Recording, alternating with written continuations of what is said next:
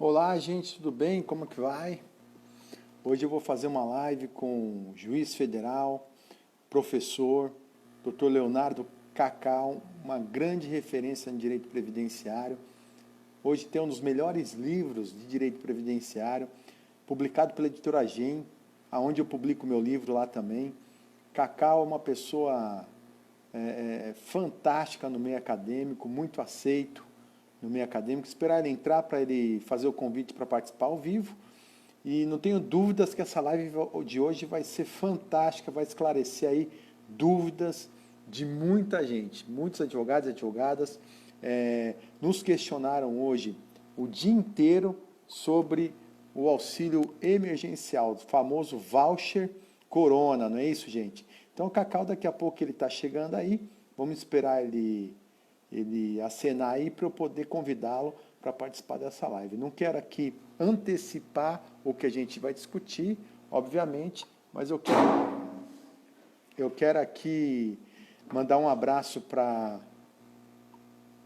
todas as unidades do Damásio Educacional que estão nos assistindo. Eu sou coordenador da pós-graduação em Direito e Processo Previdenciário lá no Damásio Educacional e vários alunos pediram para eu mandar um abraço. Individualmente, não vai dar para eu mandar um abraço, né? Porque a gente tem, sei lá quantos mil alunos a gente tem lá na nossa pós-graduação, tá? Ó, o Cacau falou que já mandou duas. Deixa eu aqui fazer uma transmissão ao vivo. Cacau, mas eu vi tua mensagem aqui, Cacau. Então não dá para eu mandar uma mensagem individual, mas eu quero mandar um beijo no coração de todos os nossos alunos aí, né? Cacau, grande Cacau, bela camisa, hein, Fernandinho? Opa! Não com o Hoje eu seu tô de estilo camisa. aí, um rosa aí elegante, na moda, É, né? hoje eu tô com essa camisa rosa, Cacau, em Isso aí, homenagem elegância à é Itália. outra coisa. Tô em homenagem à Itália, tô com essa camisa rosa aqui, uma camisa de linho, né, que eu recebi de um amigo meu lá da Itália, de Maravilha. presente. E eu falei para ele, falei com ele hoje, fiquei tão preocupado com a situação lá da Itália, onde eu tenho um carinho muito grande, né? Sabe que eu tenho aí origem italiana, tal. Então, estou fazendo essa homenagem aos nossos amigos italianos que estão me assistindo, né? Que é uma camisa de linho lá da Itália que eu ganhei, porque jamais poderia comprar uma camisa dessa, viu, Cacau? Bacana, minha amiga. A gente tem que estar. Ah, eu acho que é melhor você. Deixa eu pegar aqui o microfone. Só um instantinho. Tá, Cacau, sua imagem está tremida, gente. Vocês estão vendo a imagem do Cacau tremida ou não? O áudio do professor Hélio está baixo. Melhorou ou não? Deixa eu ver se melhorou. Ronaldo, melhorou meu áudio? Como é que tá?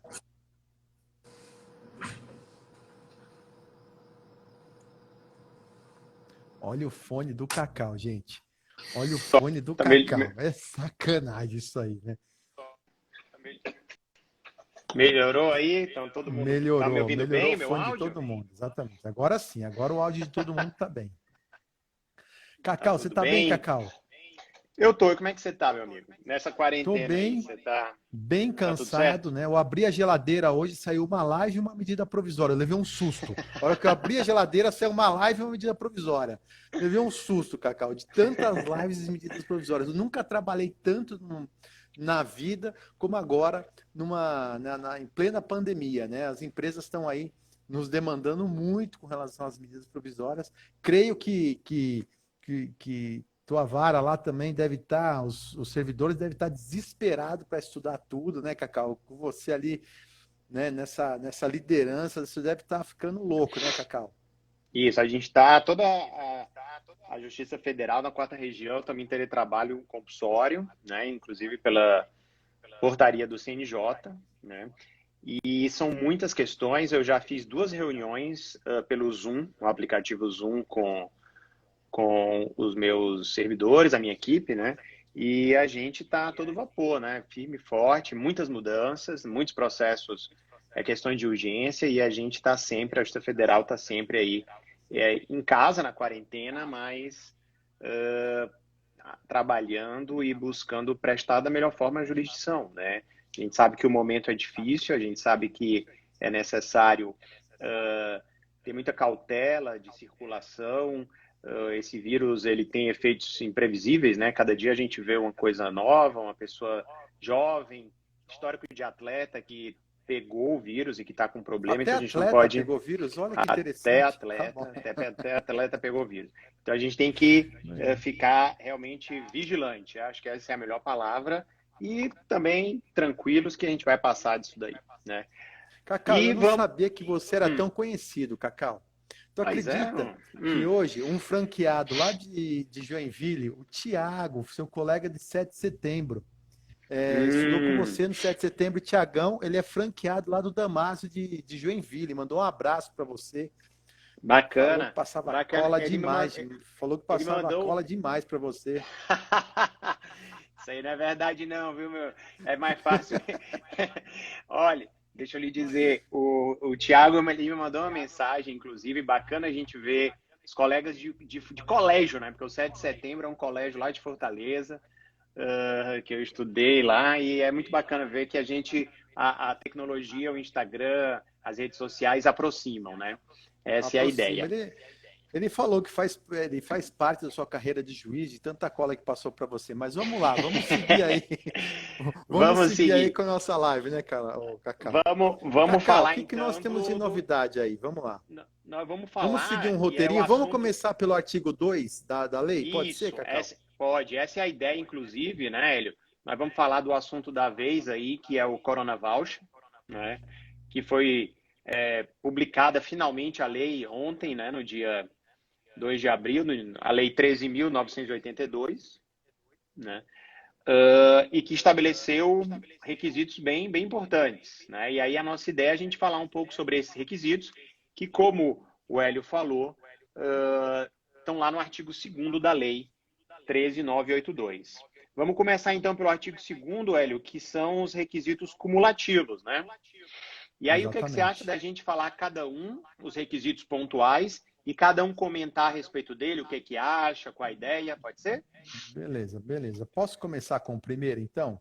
Manda ver. Primeiro requisito cumulativo. Só lembrando, pessoal, que a característica cumulativo é que você precisa preencher todos esses requisitos para ter direito ao auxílio. E lembrando que são 5 requisitos cumulativos. Vamos aí ao primeiro. Fala aí, Hélio. Vamos lá. Olha só. O primeiro requisito é ser maior de 18 anos de idade, tá? Então, para que a pessoa possa receber esse Corona Voucher, eu não consigo chamar de Corona Voucher, vamos chamar de auxílio emergencial, tá? Auxílio emergencial, a pessoa tem que ter 18 anos. Eu acho que aqui, Cacau, já houve um grande equívoco, né, do Executivo e do Senado, porque nós temos aí a figura do menor aprendiz, que é, entre aspas, um trabalhador, né, dos 14 aí anos em diante, ele pode trabalhar como menor aprendiz. Essa renda do menor aprendiz pode fazer uma diferença enorme em casa. Então, eu acho que ficou de fora aí, fica aí uma dica para quem tem contato a algum deputado federal, algum senador, para mandar essa dica do professor Hélio Gustavo, que deveria estar aí o menor aprendiz. Ao meu entender, o menor aprendiz tem uma renda, é uma renda pequena, mas que pode fazer uma grande diferença na vida da sociedade. Por exemplo, tem um menor aprendiz aí que vive ali com o tio e, de repente, o tio está numa situação delicada e a renda deles aí não comporta o estado de necessidade. Será que o menor aprendiz não deveria estar lá? O que você acha, Cacau?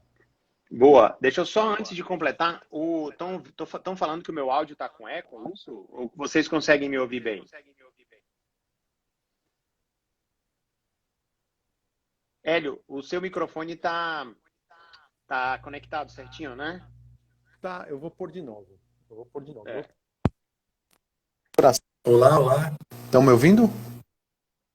Melhorou? Eu acho que agora melhorou. Tá. Muito bem. Eu acho que agora melhorou. Até o David falou assim, o menor aprendiz tem registro na carteira. Não, na verdade ele tem um contrato especial, né? Um contrato com uma legislação especial, Hélio, não é CLT. Indo para o seu tema, melhorou, pessoal? Aí, ótimo, dá para ouvir bem, mas está com eco.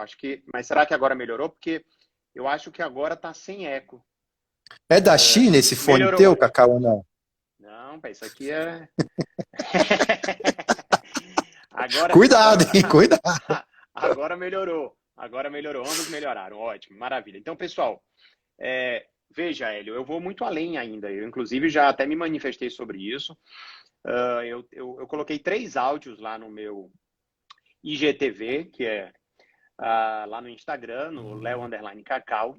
E num dos áudios eu me manifesto que isso é um problema sério, porque, veja, além dos menores aprendizes, a gente tem que pensar, por exemplo, daquela mãe solteira que está desempregada. Ela não é menor aprendiz, ela não é Sim, nada, sim. entendeu? E ela tem 17 anos, tem um filho, está sem renda agora, e ela não vai receber. Vamos supor que ela receba só um Bolsa Família de R$ 200, por exemplo. Ela tem um filho, ela tem 17 anos, ela não vai receber o auxílio emergencial, ela vai continuar recebendo só os R$ 200. Isso, a meu ver, é um equívoco, isso, a meu ver, viola o princípio da proteção social, né?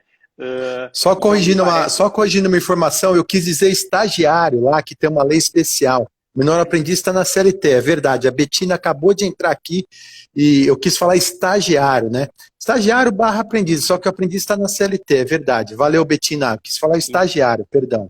Então, Boa. além do aprendiz, eu entendo que efetivamente o menor de 18 anos deveria sim ter direito ao benefício. E aí, Hélio, uma questão importante que é interessante a gente pontuar, o PL 873 de 2020, ele foi aprovado no Senado 1º de abril, agora de 2020.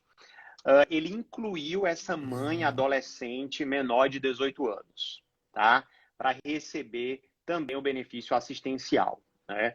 Então, é uma tentativa de corrigir esse projeto. Só para você, pessoal, entender por que o Senado fez isso, quando o projeto foi lá para o Senado, ao invés deles já fazerem as emendas de mérito, que a gente chama, eles preferiram só fazer emenda de redação. Emenda de redação é você corrigir o texto sem mudar o conteúdo, né? Por que eles não fizeram emenda de mérito? Porque se eles fizessem emenda de mérito, o projeto ia voltar lá para a Câmara e isso podia Sim. atrasar. Então, eles preferiram aprovar esse primeiro projeto, aí depois aprovar o outro projeto, alterando o projeto anterior. Uma crítica que eu faço, e isso é uma questão que a gente tem que também pontuar, eles fizeram isso na boa das intenções, para tentar aprovar logo. Mas o próprio governo já declarou que vai começar a pagar isso só semana que vem. Então, seria muito melhor eles terem já aprimorado e corrigido tudo, volta para a Câmara no dia seguinte, a Câmara já aprova, do que ficar mudança em cima de mudança e até prejudicando um pouco a segurança jurídica, né? Mas feito essa observação, eu concordo com a sua observação também e acho que deveria sim ser alterado para incluir os menores de 18 anos e, como eu falei, o PL 873 de 2020, aprovado no Senado, faz essa alteração, incluindo as mães adolescentes menores de 18 anos, só que isso ainda está na Câmara dos Deputados e ainda não foi, ainda vai precisar ser votado na Câmara dos Deputados, aprovado na Câmara dos Deputados, para ir para o presidente da República, para ele sancionar ou vetar e virar lei, alterando a Lei Exatamente. 13.982. Então, quem tem contato dos deputados aí, ó, e-mail para eles para lembrar que os menores de 18 anos também comem, né? Vamos lá, Cacau. Isso aí. Segundo, então, né? Isso, manda. Cacau, eu vou. Acho que agora você pode fazer a leitura do segundo. Eu Posso vou te fazer? oferecer um vinho que eu estou tomando aqui, Cacau. Ah, Pode mas pegar aí? agora eu vou pegar. Pode mandar. E eu Tá. transformei ele aqui, ó. Olha aqui a Em transformação. vinho branco. Em Isso é o vinho milagre dos branco. professores Cacau e Isso Hélio aqui, Gustavo, hein, gente? isso Que aqui é o legal, que dogma. legal. Isso é o dogma previdenciário. Como transformar um vinho tinto num Um vinho vinho tinto em branco, vinho branco, tá? E, exatamente. e veja a cor do vinho Tintim, Cacau, branco. tintim, Cacau. Saúde, hein? Muito bem. Vamos então aqui, vou ler agora o inciso 2, que diz o Sim, seguinte: não tenha emprego formal ativo. E aqui é interessante, como é importante a gente entender a natureza jurídica desse benefício. Ele é um benefício de natureza assistencial temporário, sim. né?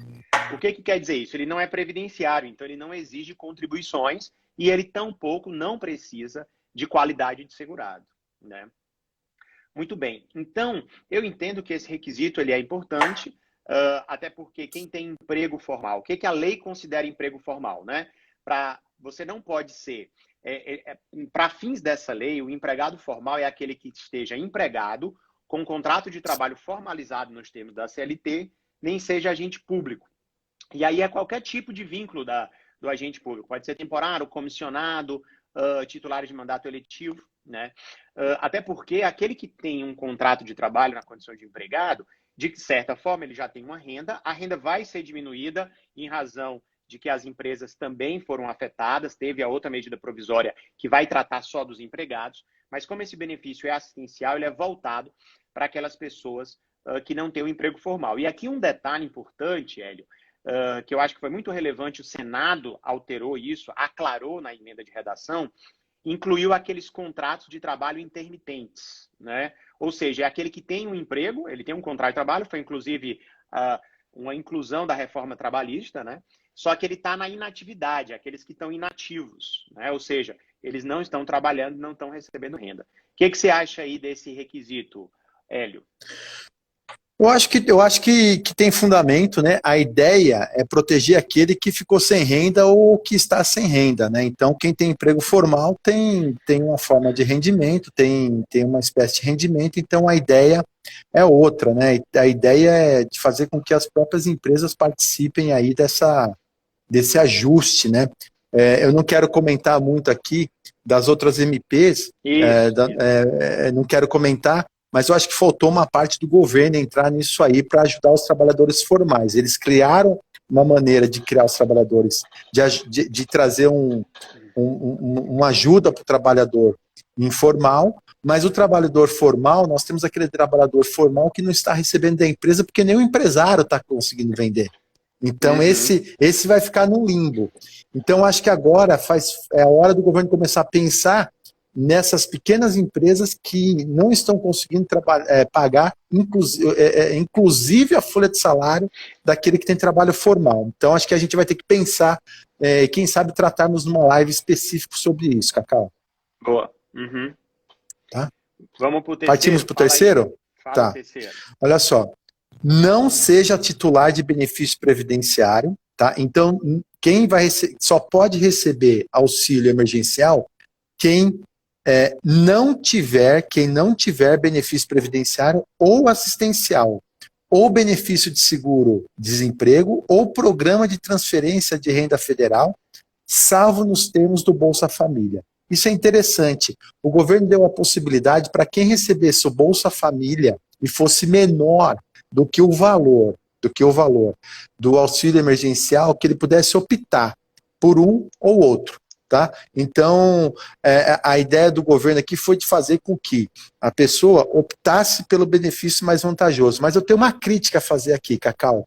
Vamos pensar numa pensionista, numa pensionista ou em um pensionista, em que essa pensão é rateada em mais pessoas. E essa pensão dá um valor de 200, 300 reais, essa pensão por morte, dividida em partes iguais. Tá? É um benefício previdenciário, né? Tão mísero quanto o Bolsa Família, mas ele não tem essa opção de optar.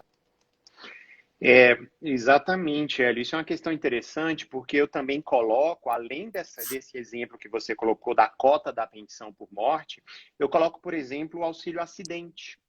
O auxílio acidente, ele pode ser abaixo de um salário mínimo, né? E o salário família, então? E o salário família? São os dois que eu pontuei aqui, ó, auxílio acidente e salário família. Então, vamos pegar um segurado que ele recebe aí R$400 de auxílio acidente, tá? Então, ele não vai poder receber um benefício assistencial por 3 meses, né? Que era um valor melhor, né? Então, me parece que aí deveria ter tido uma certa... Se você parte do pressuposto que o benefício previdenciário, em regra, é a partir de um salário mínimo, aí tudo bem, o benefício previdenciário vai ser melhor. Mas tem alguns benefícios previdenciários que, como... São menores. Que são menores. Então, nesses, deveria sim ser permitido que haja, assim como acontece com o Bolsa Família, a substituição temporária, né, por esses 3 meses, e aí depois ele retorna para receber o seu benefício normal, originário, né? Aqui no artigo 3º, poderia ter uma regra de calibragem aqui, né? Olha, que não receba benefício previdenciário, assistencial e etc., até o limite de X, menor do que esse X, que possa, então, receber o auxílio emergencial. Olha E só, outra, gente.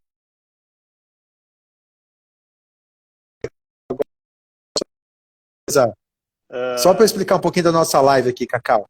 Eu e Cacau, a gente está debatendo item por item, trazendo os entendimentos que a gente tem. A gente não combinou antes de discutir isso, a gente queria que realmente fosse um debate, uma avaliação técnica científica, tá? Então a gente pode até discordar em alguns pontos aqui, normal, faz parte da ciência, e depois vocês optem pela melhor tese aí que vocês acharem. E aqui a gente está trazendo aqui alguns pontos que podem ser discutidos judicialmente. Desculpa, Cacau, só para trazer fazer esse briefing para quem chegou agora. ótimo, a gente está falando aí sobre o auxílio emergencial, popularmente chamado de Corona Voucher, né? Que são pagos aos trabalhadores informais. Uma questão que eu queria pontuar também nessa questão é que quem é pescador, e aqui eu estava falando que em Florianópolis tem muitos pescadores, né?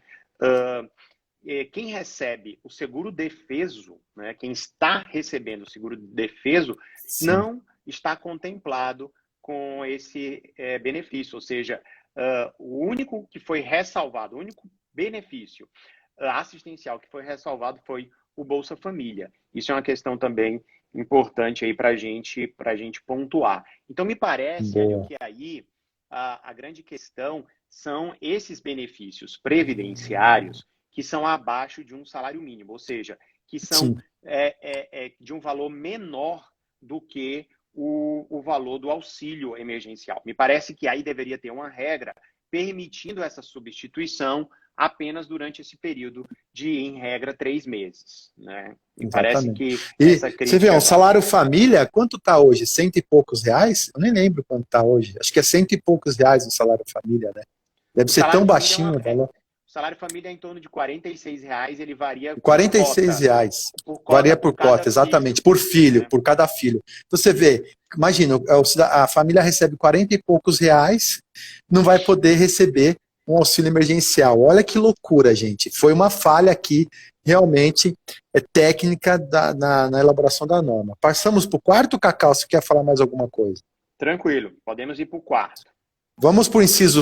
Cacau, peraí, só um pouquinho. Vamos para o inciso quarto, porque você fala, vamos para o quarto, essa hora da noite, é um pouco delicada essa frase, né?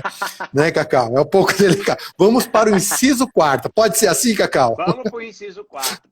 A gente tomando vinho, olha, eu de camisa rosa, pô... Né? Eu não iria para o quarto com você, não, hein? Eu também não, cada um, mas eu também não. Vamos lá, gente, vamos para o inciso quarto, vamos lá. Vamos para o inciso quarto.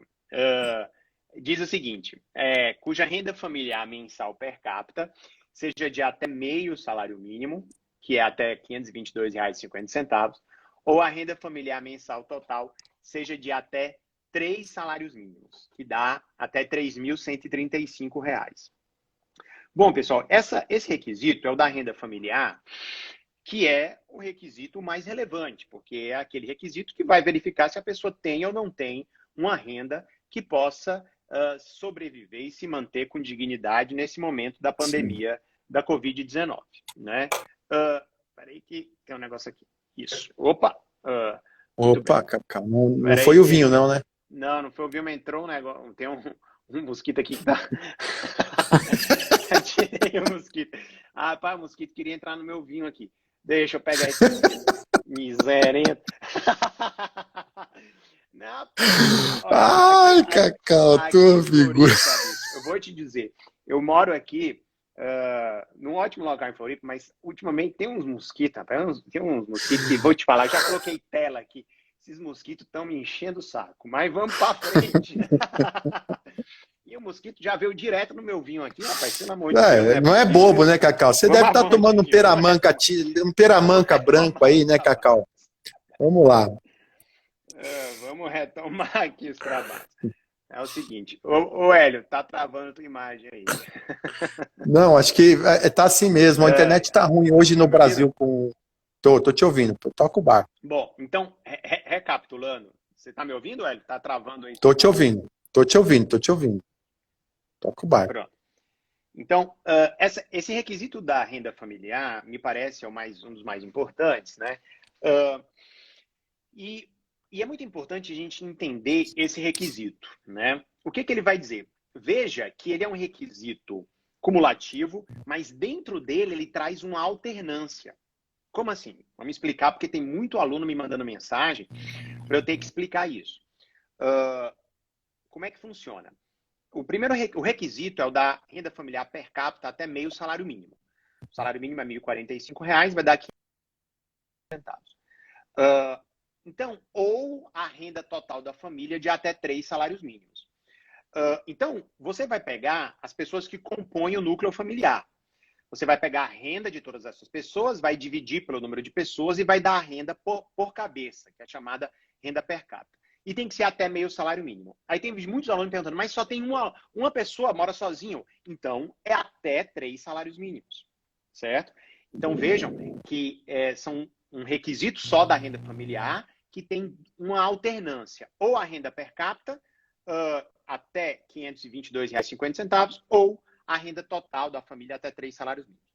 Uma questão muito importante, Hélio, que eu pontuei, e eu até coloquei aqui no meu outro vídeo que eu havia falado, é quais as pessoas que compõem a família para fins de apurar essa renda familiar.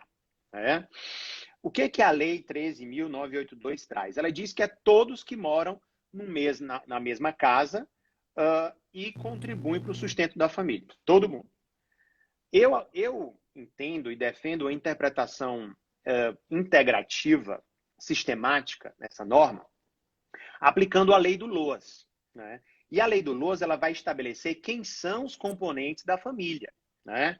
O pai, a mãe, o filho solteiro, o irmão solteiro, desde que viva sob o mesmo teto. Então, para fins de LOAS, não é a renda de qualquer pessoa que mora na família, no mesmo teto, que é incluída. Né? Se você pegar a renda do filho, que ele for casado e mora no mesmo teto, aquela renda é excluída. Né? A renda do avô, da avó, por exemplo, que mora no mesmo teto, também é excluída. Me parece aí que é preciso fazer uma interpretação integrativa para aplicar essa norma, né, do LOAS, e também a lei fala que, expressamente, que é excluído para fins de cômputo da renda o valor do auxílio do Bolsa Família. Eu ainda vou além. É possível também que você analise excluir outras formas de renda também, se você tem aqueles gastos de remédio que o SUS não fornece, de tratamento. Então, me parece que aqui é a questão mais importante envolvendo esses requisitos, que é essa renda familiar. O que você acha a respeito aí, Hélio? Não, eu concordo plenamente. Quem quiser saber mais sobre esse tema que o Cacau está falando, esse ponto dele, vai no parágrafo 6º e 7º da lei, que ela traz o conceito que ele entende de renda familiar, e ali diz que o artigo 7º também diz que não serão incluídos no cálculo da renda mensal, da renda familiar mensal, para efeitos desse artigo, os rendimentos percebidos dos programas de transferência de renda federal, no caso, salário família. Então é só ir no artigo 6º e 7º que você vai conseguir aí matar a sua questão. E eu acho que tem que ser feita aqui uma analogia, Cacau. Eu pensei que você ia acabar falando e acho que você quis falar isso, mas acabou passando tanta informação que vem na nossa cabeça, fazer uma analogia ao BPC que está na mesma lei. No capítulo do BPC, ele traz ali a ponderação dos gastos, né? Então, acho que você tem que somar a ponderação dos gastos com remédio,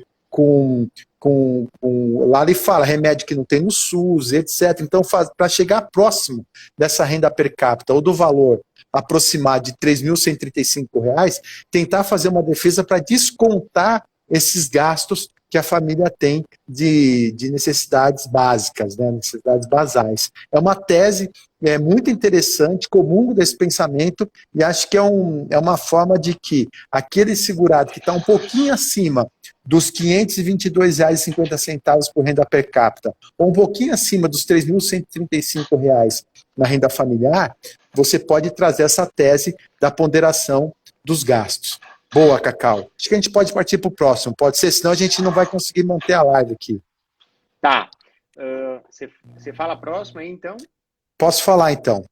Olha, que no ano de 2018, presta atenção, 2018, nós estamos em 2020, tá? Que no ano de 2018 não tenha recebido rendimentos tributáveis acima de R$ 28.559,70. Ou seja, então quem tiver no ano de 2018 ter recebido mais do que R$ 28.559,70 não vai ter direito ao auxílio emergencial.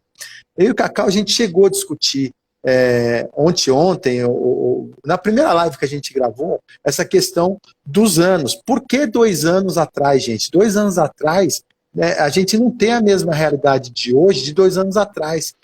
São anos muito longe. Por que não de 2019? Não é isso? Ou fazer uma média de 2018 até hoje, de repente uma outra estratégia, mas não pegar os anos de 2018. De repente, no ano de 2018, eu estava com uma saúde financeira boa, e neste ano de 2019, 2020, eu estou com a saúde financeira ruim, até porque foi ano de mudança de governo praticamente. Então, pode ter uma série de casuísticas financeiras que fez com que aquela pessoa tivesse uma queda na sua renda.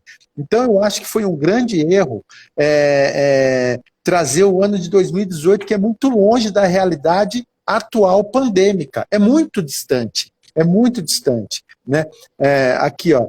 E se 2019 não teve renda? Não interessa, ele está falando aqui o ano de 2018. Esse é o problema. Tá? Esse é o problema. Mesmo que 2019 não teve renda, ali está falando do ano de 2018. Então, eu chego a essa conclusão que é muito longe o ano referência para calcular a média para o ano 2020 da remuneração para o recebimento do auxílio emergencial. Cacau, o que você acha disso? Sim, é uma coisa que não tem, quando eu vi isso na lei, eu já olhei e falei, isso não tem o menor sentido. Não tem o menor sentido você dar esse corte, porque se você está instituindo um benefício assistencial em razão de uma pandemia que está acontecendo agora, em março de 2020, você não tem nada que pegar como um dos critérios uma renda que você recebeu há 2 anos atrás. Né? Isso é uma coisa totalmente sem o menor nexo, e você viola um princípio, que eu até falo no meu livro, que é o princípio da proteção social. E a razão é muito simples. Aquela pessoa, vamos pegar um exemplo, e só para vocês Cacau, entenderem. só um pouquinho, Cacau. Desculpa te cortar. Tem muita gente falando assim, é porque não houve entrega de declaração de 2019. Deixa eu Sim. terminar. Tá. Você vai isso que eu vou falar. falar. Tá. Isso, é isso que eu vou falar. Deixa eu explicar para vocês entenderem por que é R$ 28.559,70.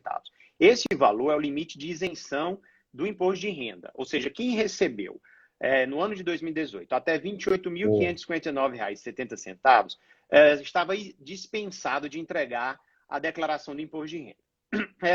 Esse é o limite. Mas ele viola o princípio da proteção social, como eu estava falando, por uma razão muito simples. A renda que tem que ser analisada para você saber se a pessoa tem ou não direito ao benefício é a renda, eu defendo essa tese, é a renda no momento em que houve a decretação do estado de calamidade pública, que foi feito pelo Decreto Legislativo número 6 de 2020, que foi feito em março de 2020. Então, é a renda nesse momento. Porque, senão, você vai pegar uma situação hipotética, o cidadão, há 2 anos atrás, ele recebeu R$ 2.500 em média por mês. Porque se você pegar 28 mil, colocando aqui, 28.559,70, se você dividir por 12, vai dar uma média aqui, pessoal, de mais ou menos R$ 2.379. Então, vamos pegar um cidadão, um trabalhador, que em 2018 ele teve uma média de R$ 2.500 por mês, certo? Só que agora, em 2020, ele já está há 6 meses desempregado, ele não tem renda nenhuma, né? Ora, se ele não tem renda nenhuma, ele tem direito a receber, ele está desempregado, ele não está trabalhando, ele é um informal, tá? Ele não tem carteira assinada, nada. E ele vai ser excluído do benefício só porque, há 2 anos atrás, ele teve uma renda acima de R$ 2.380 em média por mês. Isso é totalmente desarrazoado, isso, a meu ver, viola o princípio da proteção social. E eu digo mais, o Senado discutiu essa questão, tá? O Senado discutiu essa questão E no PL 873 de 2020, que eu falei para vocês no início, eles alteraram essa regra, mas a regra que eles colocaram, a meu ver, não foi a melhor. O que eles falaram? Eles colocaram assim, olha, nós vamos tirar essa regra, não precisa mais ser 2018, vai ser a renda que você recebeu em 2020, ao longo de 2020. Então, se ao longo de 2020 você tiver recebido acima de R$ 28.559,70, aí o que a lei do Senado diz? Você vai ter que, no imposto de renda de 2021, devolver esse dinheiro. O problema é que aí é um outro problema, porque existe um princípio, o princípio da irrepetibilidade dos benefícios, que como ele tem caráter alimentar, você não precisa devolver. Né? Eu até brinco em sala de aula, você já comeu o benefício, como é que você vai devolver? Né? Então, me parece que a melhor regra que precisa ser pensada seria analisar a renda no momento da decretação do estado de calamidade pública, né? Que foi em março de 2020. Né? Mas Exatamente, é uma exatamente. questão bastante polêmica, isso vai ser Não tem implementado, sentido, né, não tem o Cacau? menor sentido. A medida provisória foi para socorrer o momento atual. Então, qual é o risco do momento atual? O risco é fome. Então, você vai analisar a fome atual com o número de 2018, isso é totalmente irrazoável, né? Não tem sentido isso, não tem proteção nenhuma dentro de um critério temporal. Se você pegar o critério temporal da norma, né? O critério temporal da norma, ela é para analisar os fatos e valores atuais. Como é que é a teoria tridimensional de Miguel Reale? Fato, valor e norma. Como é que foi feita essa norma aqui? Fato, valor de 2018 para criar a norma. Então não tem sentido. Então eu não vou atender a demanda, a necessidade da demanda social hoje. Como é que eu vou atender a demanda social hoje com os números de 2018? Totalmente irrazoável isso aí, até inconstitucional, ferindo o princípio da urgência e emergência de uma medida provisória, ferindo um princípio de proteção social. Ao meu ver, totalmente equivocado isso aqui, e eu acho que dá para discutir isso judicialmente sem sombra de dúvidas, trazendo a necessidade atual, E com relação, olha, mas professor, não foi entregue em 2000 a declaração ainda. Gente, já que nós estamos falando em medida emergencial, já que nós estamos falando de proteção emergencial, por que não, então, antecipar a entrega do imposto de renda? Você, governo, dentro de uma situação de urgência, você pode modificar uma série de medidas que possam atender a sociedade. Agora, não vai pegar um valor de 2018 para analisar a questão atual. Isso é sem nexo nenhum, porque o que está sendo para analisar, a medida provisória é para atender a demanda atual. Mas acho que superou isso aí. Podemos seguir, né, Cacau? Podemos. Tá. Vamos lá, Cacau. Agora, nós vamos para quem? O inciso 5º. Vamos lá, então. Pode ler. Não, sou eu agora, né? Sexto, sou eu, né? Sou eu, é o sexto. Agora acho que sou eu. Você leu o 5º, né? Vou ler o 6º A, tá? Porque tá, aqui tem vamos uma lá. questão importante, né? O 6º diz assim, ó, que exerça atividade na condição de. E agora, pessoal, esse inciso 6º é o que a gente chama de requisitos alternativos, porque basta que você preencha um desses incisos, tá? O 6º A, que diz assim, microempreendedor individual. Pessoal, Cacá, importante isso que você falou agora, Cacá. Até o 5º são requisitos cumulativos. Do 6º para baixo, individuais. Importante isso aí. Vamos lá. Requisitos alternativos no 6º. Então, pessoal, o que é o MEI? O MEI é chamado microempreendedor individual. É uma pessoa jurídica na condição de firma individual, certo? E o que é importante aqui é o seguinte: a lei não disse que tipo de MEI que é. E aqui é uma questão muito importante. Isso é muito importante que vocês saibam. O MEI, existe o MEI urbano que é a rega, os trabalhadores urbanos, e existe o meio rural. O meio rural, pessoal, foi criado pela Lei Complementar 155 de 2016, que alterou o artigo 18A, parágrafo 1º da Lei do Simples, a Lei Complementar 123 de 2006. Teve um período de vacatio legis e, a partir de 2018, teve a possibilidade do MEI rural, aquele que exerce atividade na área rural. E o que é mais importante é o artigo 18E, parágrafo 5º da Lei Complementar 123 de 2006, que é a Lei do Simples, que diz assim, ó, o empreendedor que exerça as atividades de industrialização, comercialização e prestação de serviço no âmbito rural, que efetuar seu registro como MEI, não perderá a condição de segurado especial da Previdência Social. Então, pessoal, a lei está dizendo que o MEI está incluído no direito a esse benefício. Ela não diz qual é o MEI. Então, é tanto o MEI urbano quanto o MEI rural. O MEI rural, ele continua sendo segurado especial. Então, aí muita gente me pergunta, professor, segurado especial tem direito a esse benefício, esse auxílio emergencial? O que eu entendo? A lei diz expressamente que se ele for MEI, se ele preencher os requisitos como MEI, ele tem direito. Como se ele não for MEI, aí a lei não é tão clara. Aí o que eu defendo? A tese que eu estou defendendo, Hélio. Eu estou defendendo que, aplicando o princípio da razoabilidade, não tem sentido você defender e proteger um segurado especial formalizado, como MEI, e, na contramão, desproteger um agricultor em regime de economia familiar só porque ele não é formalizado como MEI. Então, eu estou defendendo isso. É uma questão de interpretação de hermenêutica. Tem gente falando que segurado especial não está incluído. Eu não concordo com essa afirmação, certo? Tanto é que o próprio Senado, no PL 873, que eu havia falado, ele expressamente incluiu o agricultor em regime de economia familiar.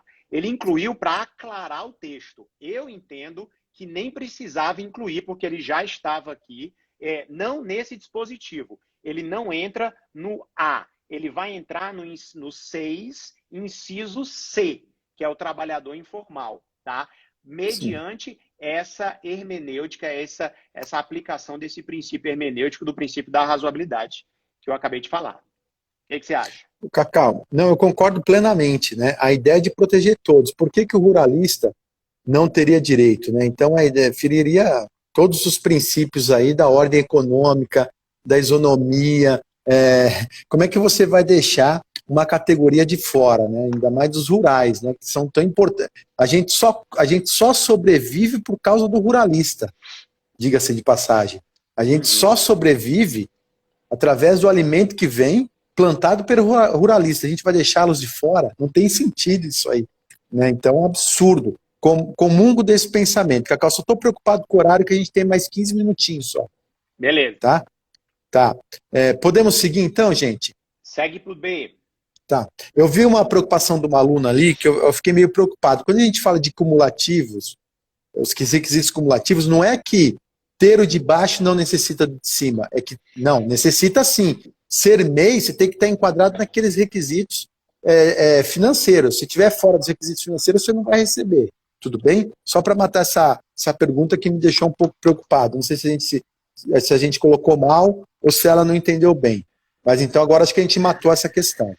Vamos para o próximo. Contribuinte individual do RGPS que contribua na forma do CAPT do inciso 1, parágrafo 2º do artigo 21, que é aquela contribuição de 11%, né? Aquela contribuição diferenciada. Então, se o contribuinte individual que tem aquela contribuição diferenciada, onde ele abre mão da aposentadoria por tempo de contribuição, ele tem direito aí a essa prestação previdenciária do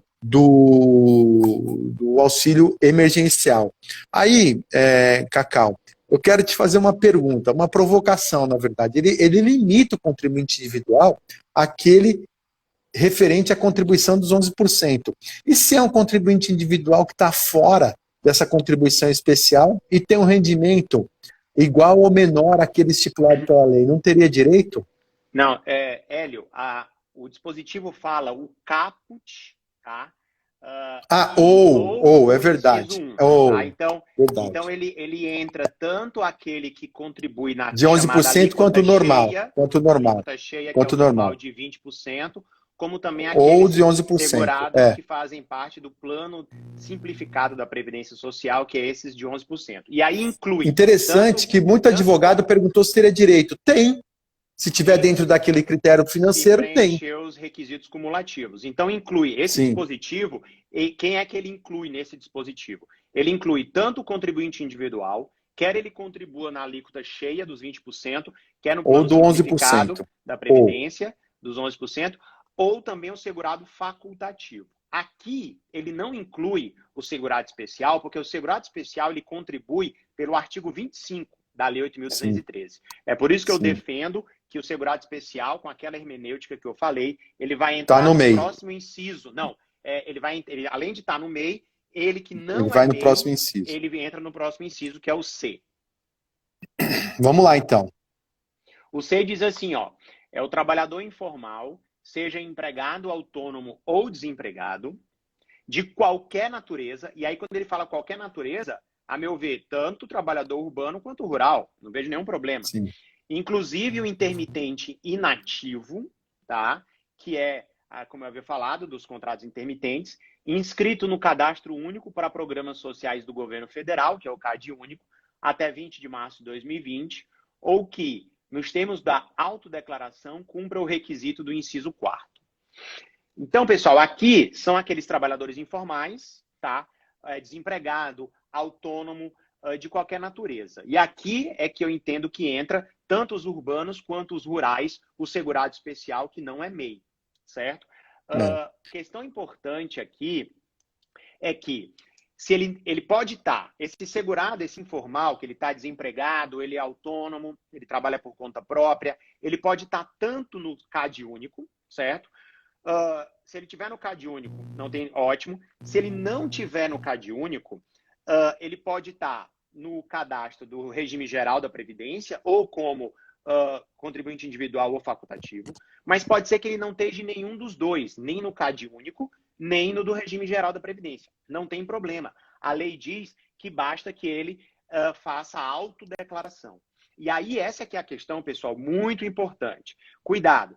A forma da autodeclaração vai ser por internet, aplicativo e até por telefone. Só que isso vai precisar de um decreto regulamentando. E é esse decreto que nós ainda não temos, que vai sair ainda até a próxima semana. Cuidado com golpistas, tá? Eu vi muitas informações aí de pessoas que já estão mandando aí esses links para pegar esses dados e informações das contas bancárias das pessoas. O governo ainda não publicou o decreto.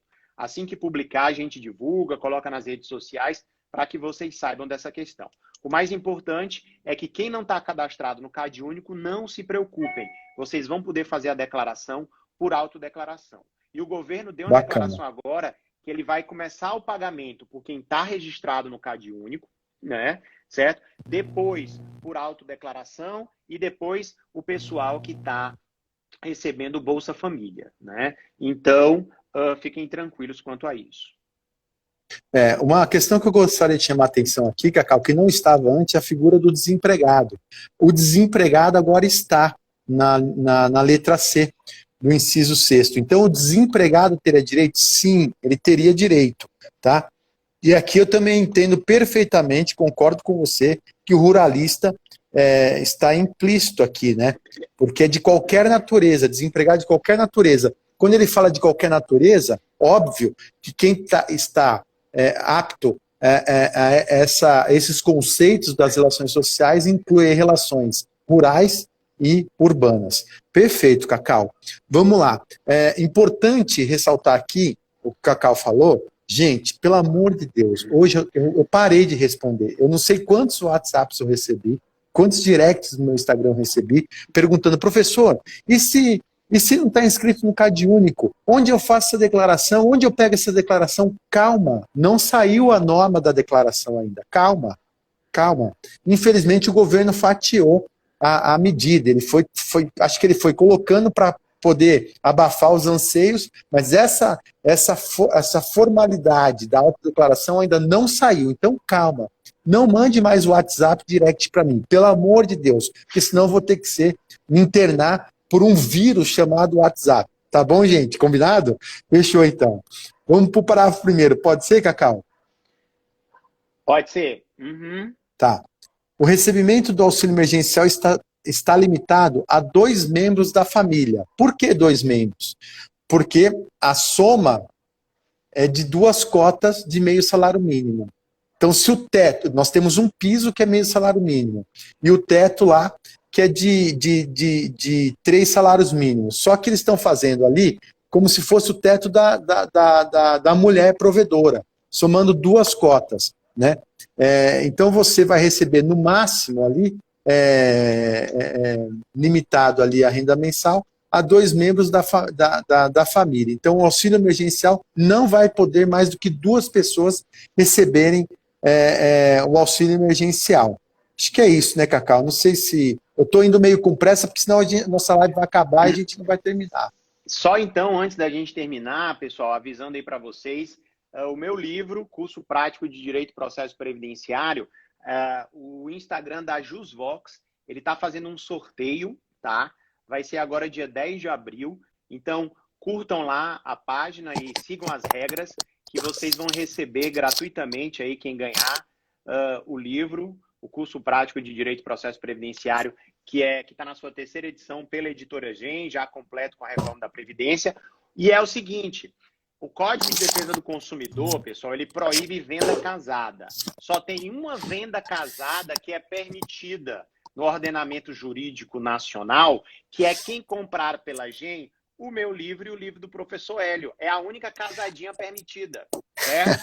A única casadinha que é válida e que não viola o Código de Defesa do Consumidor. Se você quiser uma análise mais rápida do seu caso, você vai no livro. Mostra o livro, professor Hélio, mostra o livro. Um livro Guia prático de benefícios previdenciários. Mais direto, mais objetivo. Se você quer uma análise detalhada e tudo, aí você vai no meu aqui, ó, que são 1056 páginas, que é uma análise aí mais complexa. Então, um completa o outro, é a casadinha permitida. Isso aqui é um bistrô. Você vai comer bem, um belo de um prato, tal. O livro do Cacau, menu degustação. Os 2 são estrelas Michelin. Um é um bistrô e o outro é um menu degustação. Fechou? É isso. Boa analogia, Cacau? É isso aí, tá show de bola. Né? Show de bola. Que o Cacau, eu e o Cacau, nós somos 2 gordos convictos e 2 alcoólatras convictos, né, Cacau? A gente ama enogastronomia. A gente esteve em Portugal agora, a gente fez uma experiência... Então, tudo pra gente vem na gastronomia. Mas vamos lá, Cacau. É isso aí. Maravilha. Parágrafo segundo. Parágrafo segundo diz assim, ó, o auxílio emergencial substituirá o benefício do Bolsa Família nas situações em que for mais vantajoso de ofício, né? Aqui, pessoal, é aquela ideia se eles são benefícios acumuláveis, tá? O que a lei diz? A lei diz que eles não são benefícios acumuláveis.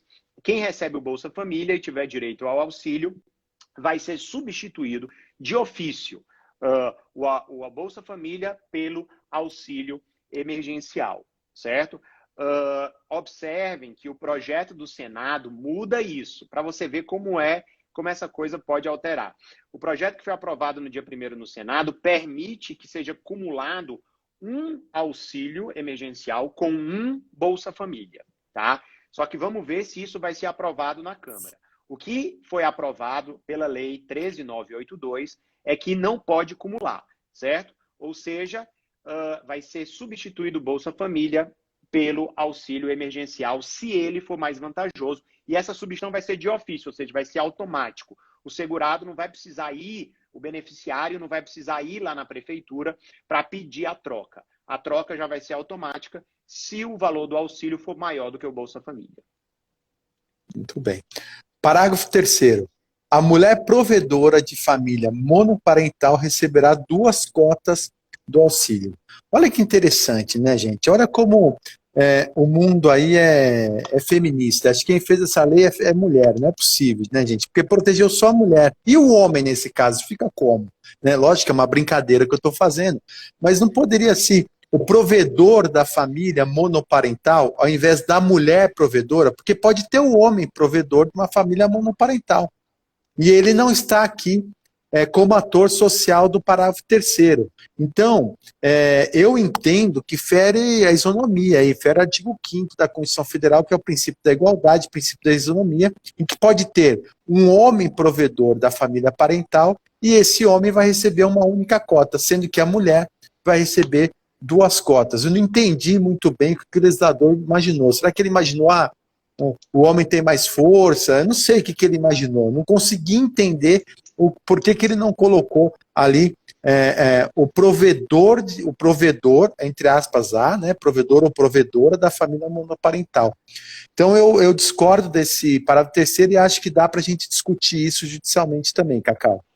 Eu concordo com isso, inclusive já manifestei também que acho que isso viola o princípio da igualdade. É claro que a gente sabe que o legislador utilizou esse critério, a meu ver, porque a maioria dos casos são as mulheres solo, né? Porque agora o termo correto de mãe solteira, mãe solo, né? São as maiorias, é o maior número de casos, né? Tem bem mais do que homem solteiro, né? Homem solo. Mas, apesar deles serem uma minoria, se ele comprovar que é solteiro ou viúvo, por exemplo, e que é o provedor da família e tem filho, e não tem uma união estável, nem tem nem está casado, a meu ver, eu acho que ele também tem direito a receber as 2 cotas. E digo mais, o PL 873 de 2020 do Senado corrigiu essa questão e permitiu também que o homem provedor de família receba até 2 cotas, né? Vamos ver se isso vai ser aprovado pela Câmara dos Deputados. É importante o Cacau ter falado isso, que a maioria são mulheres, mas há um crescimento muito grande de homem provedor da família parental. Sabe quem? O homem afetivo. Tanto é que a legislação do salário-maternidade contemplou que o homem que adotar uma criança tem direito a um salário-maternidade. Tamanho Sim. a quantidade de homem afetivo adotando crianças. Então, acho que vamos ver se o Senado consegue aprovar essa mudança aí, né, o Cacau? Isso. Partimos para o parágrafo 4º, Cacau, pelo amor de Deus, parágrafo 4º, ao invés de ser para o 4º, pode ser? Parágrafo 4º, Hélio, com certeza. Vamos lá. Vamos lá. Você. Para você ver o que a sexta-feira em quarentena não faz com a pessoa, né? Caramba, não é fácil. De rosinha. Tá confundido o inciso com o quarto. Mas vamos avante. Quem lê esse aí agora, Hélio? É você. Sou eu? Então vamos lá.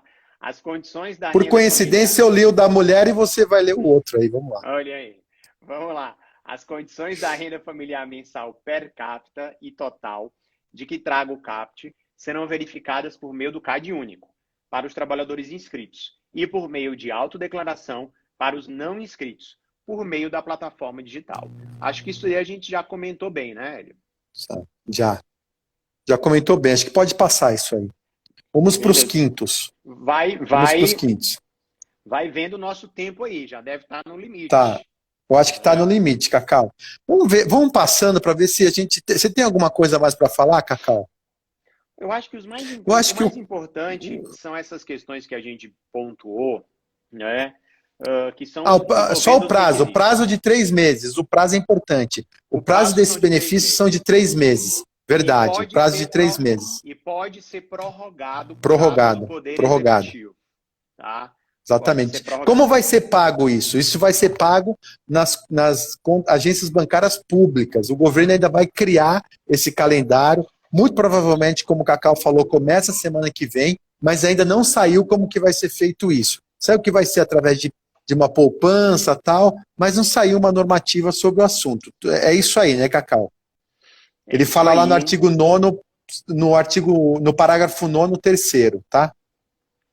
Exatamente, né? O mais importante, pessoal, é vocês entenderem, fiquem tranquilos, né? Claro que o governo já devia ter lançado isso o quanto antes, as pessoas estão esperando, tem pessoas que já estão há muito tempo sem poder trabalhar e precisam se alimentar, a gente sabe dessa dificuldade, então a gente espera que isso seja já colocado o mais rápido possível. O que eu verifiquei hoje é que isso vai ser disponibilizado pelo site. Cacau, 23 segundos. 23 segundos, 21. Então é isso. Gente, pessoal, um forte abraço aí. Qualquer coisa. Vou ter que encerrar. Um Valeu, abraço, pessoal. gente. Tudo de bom. Tchau, tchau.